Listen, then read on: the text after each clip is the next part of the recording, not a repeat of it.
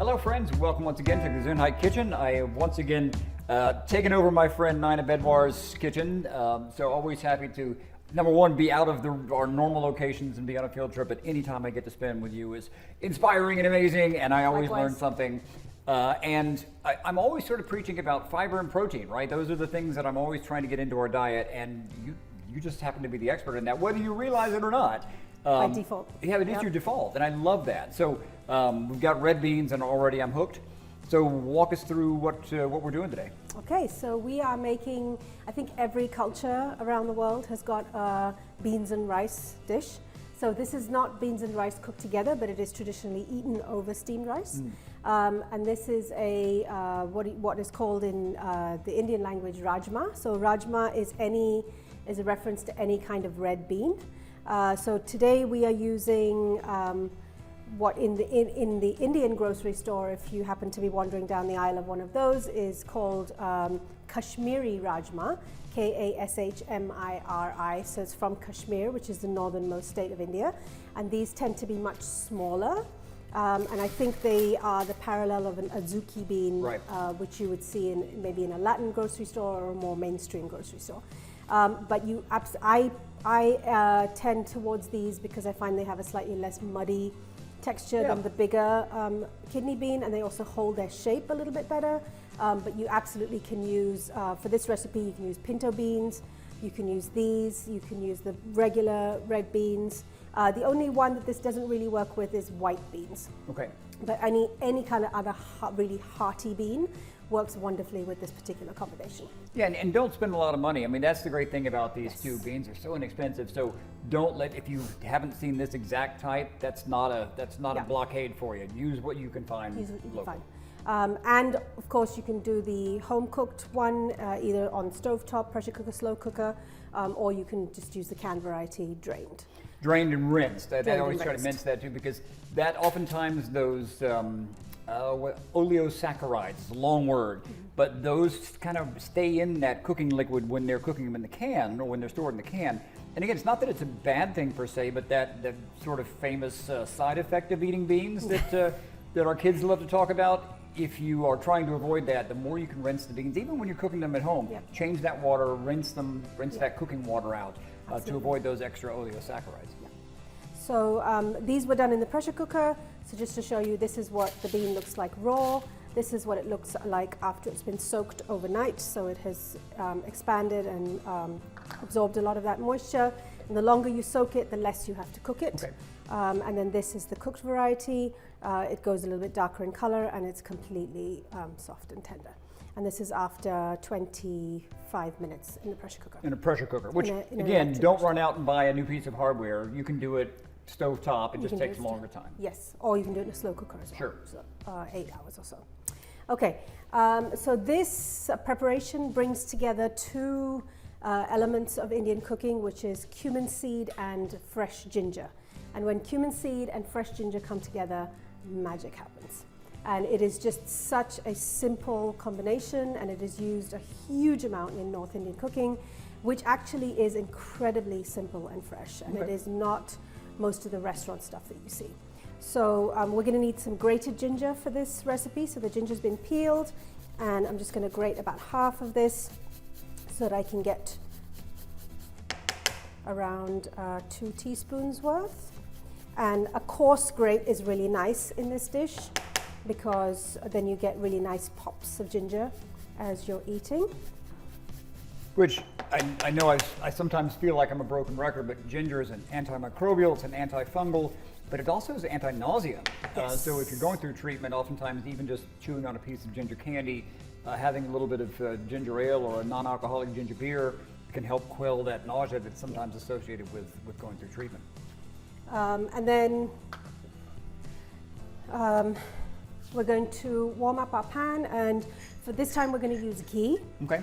So that has a lot of really good benefits for digestion. Okay, so we're going to do something quite important in Indian cooking, which is called tempering.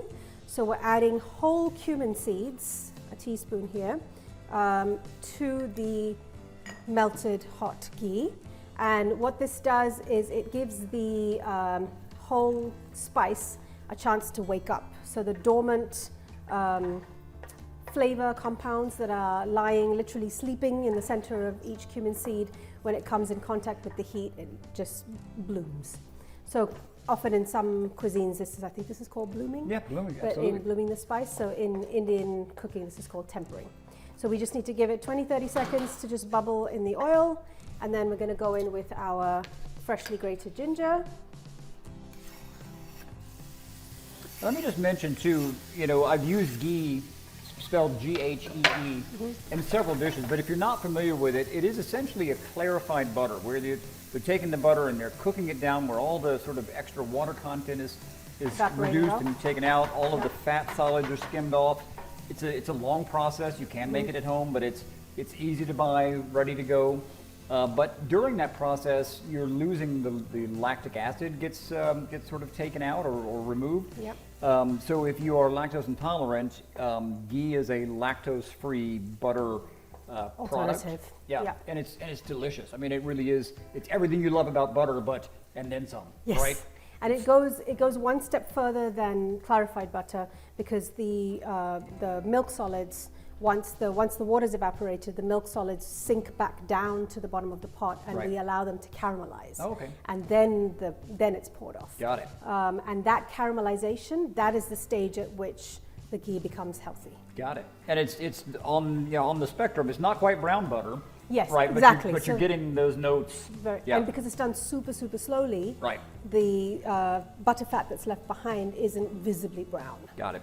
But if you see the solids, so when I make my ghee, I save the solids.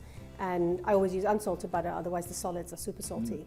And I mix those solids with jaggery or honey and spread it on flatbread. Ooh, that sounds delicious.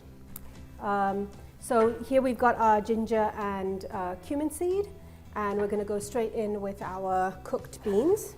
Yes, stress that, because I have in the past said, oh, now I go in with my chickpeas or whatever it is. Yeah. And I've had people say, oh, I tried that. They were so crunchy I couldn't eat them.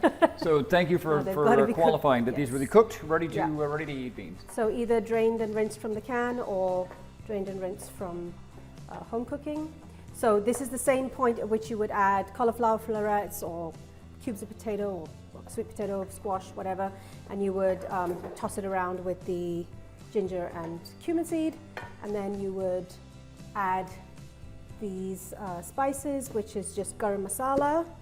So garam masala is a combination, I suppose the closest you can say it is Indian curry powder, and it uses the most important parts of garam masala are 4, which is cumin, cardamom, cinnamon, and black pepper.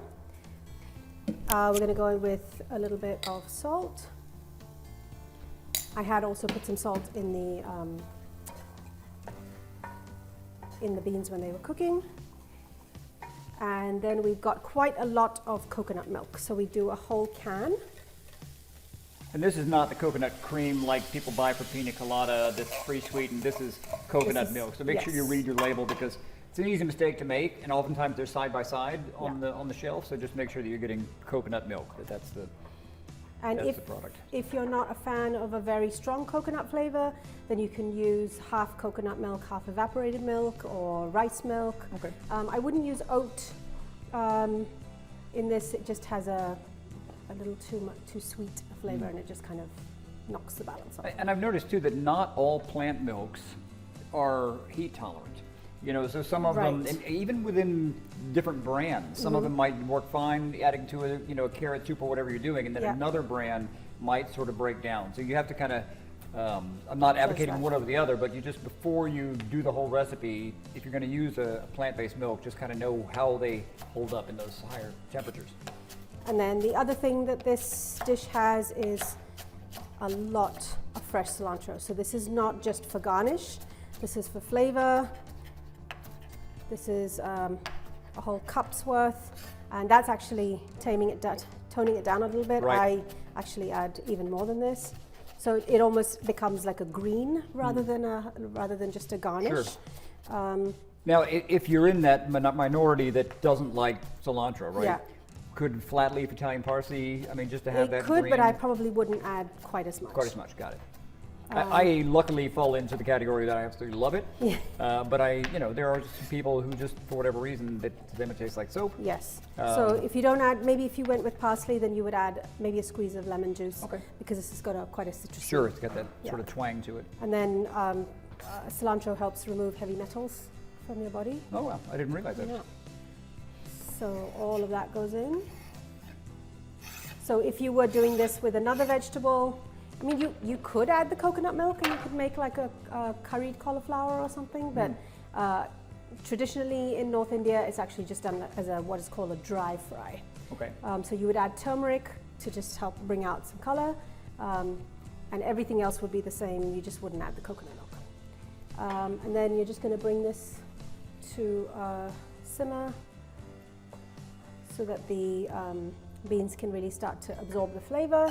And this is one of those dishes where if you leave it alone for a night, the beans really absorb the flavor, and it becomes almost a completely different dish.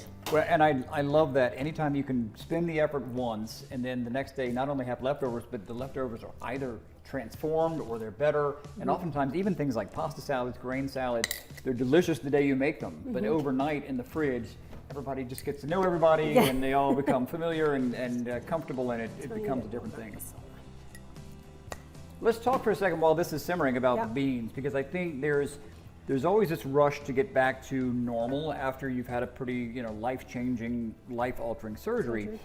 And even for someone with a complete GI, when you get inspired to add healthier foods to your diet, there's always this transition period. And so people will go from eating sort of a drive-through heavy meal, regimen, or prepared foods, frozen foods that are high in all of the things that we're trying to avoid.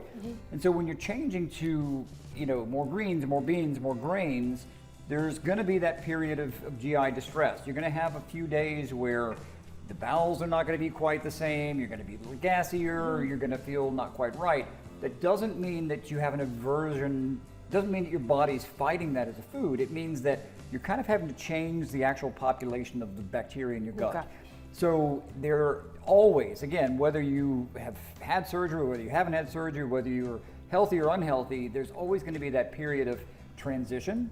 So don't be scared by some belly rumblings if beans are not a normal part of your diet. Know that just like with exercise, you might have a couple of days where you feel like, oh my God, I worked out too much that first day, but after that period's over, you're going to feel so much better for being able to introduce this much fiber and this much protein in an inexpensive and easy to prepare.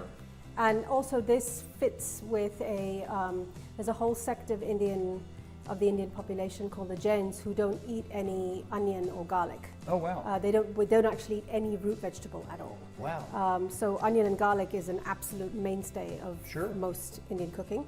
So this is one of their dishes. So this ginger and cumin combination is actually something that you'll see very much in their cooking. And so onion and garlic are believed to be what's called tamasic, which is basically impure, but that's because it creates heat in the body. I see. And it is difficult to digest. Okay. Whereas ginger and cumin are the opposite. So it's actually to assist your digestive system and make everything flow more smoothly. Sure. Yeah.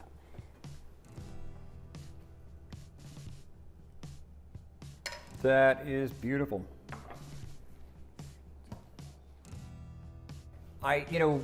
Anytime I watch a cooking television show, to me it's always a little cheesy when the person's like eating, they're like, I can genuinely say that if, not that I'm going to make anybody watch that, but I could sit here and go, for the next 20 minutes, it's delicious.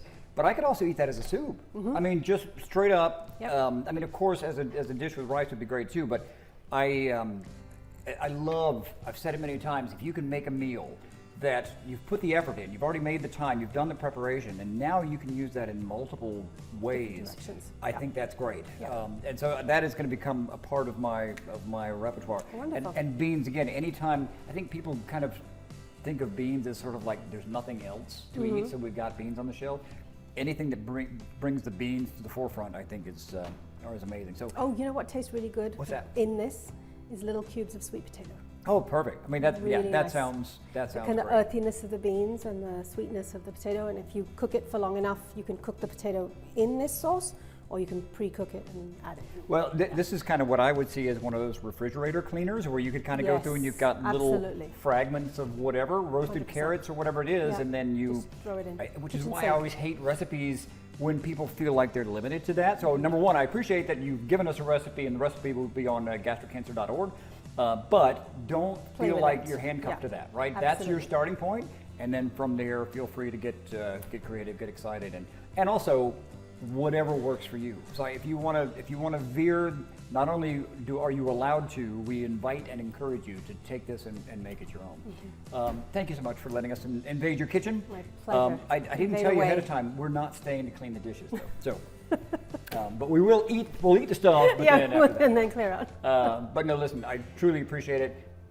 For you guys at home, I say this all the time, but whether you are the patient or the caregiver, cooking is one of those things that you can kind of control. In this whole crazy mess of things, there's so many things we can't control.